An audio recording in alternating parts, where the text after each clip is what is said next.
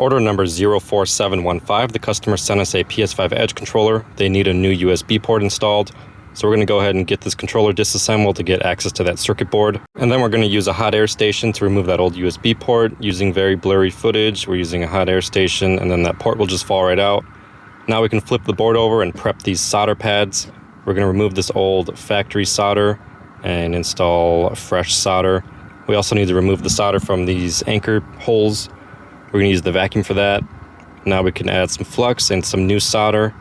And then once we're done with that, we can install our brand new USB port.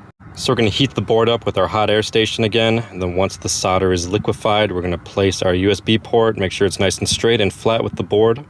And then we'll have to touch up all of the pins with a soldering iron just to make sure it's making a strong connection with the board. So all the pins look straight, they're pretty flat with the board, and they're making a strong connection. Now we can check each pin, make sure they're making a good connection with the board. So let's check it out. USB port works great, controller works great, customer has a brand new USB port.